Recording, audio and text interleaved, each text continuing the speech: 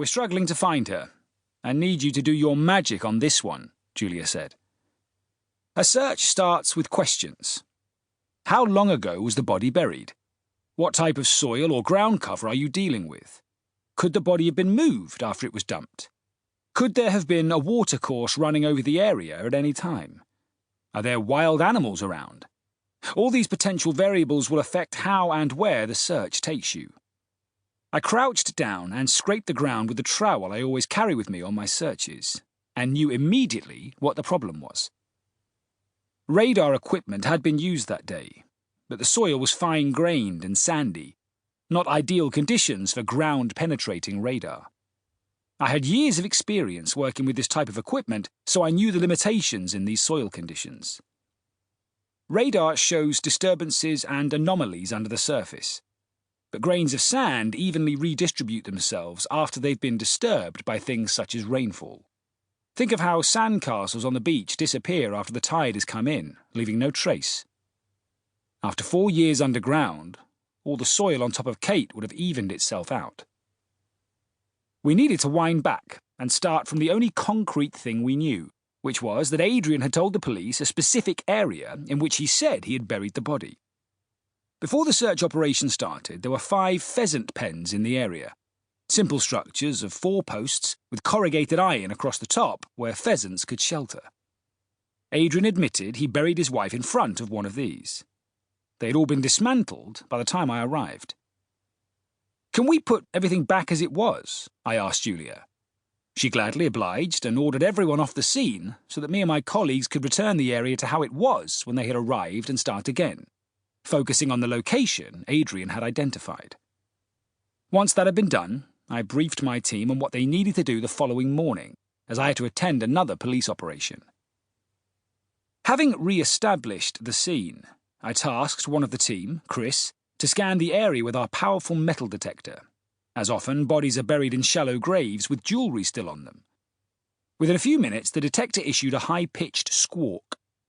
The area was swept to double-check, and again, the machine beeped. The spot the metal detector had indicated was marked, and the forensic archaeologist moved in. Time can appear to stand still at these points in a search when it's clear the target is in sight, and as the soil was methodically and slowly scraped away, it was obvious what we'd discovered.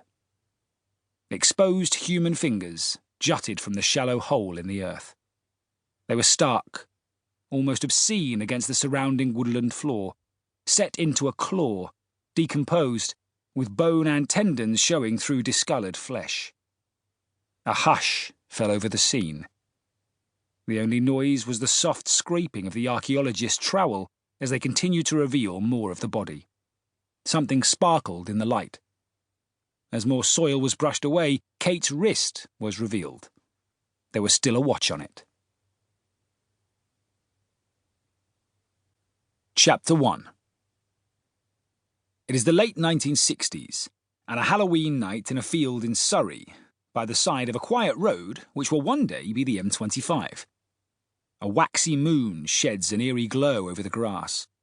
The sound of cows gently mooing in the distance punctuates the silence.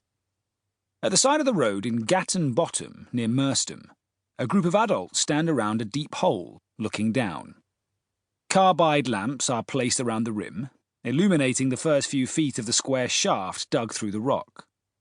A wire ladder and a rope disappear into it. Beneath us, 45 feet underground, shadows dance off the walls, and a child's voice can be heard.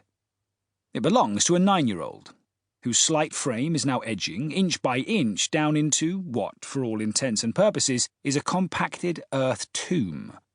He is secured on the rope, which one of the adults feeds down as he clambers down the ladder into the gloom. After several painstaking minutes, the lifeline goes slack. Everything is still. An owl hoots in the distance. "Peter!" one of the adults shouts. In the ground under their feet, a child had dropped through the ceiling of a forgotten ancient mine and was standing in a chamber that hadn't echoed with the sound of human feet for hundreds of years.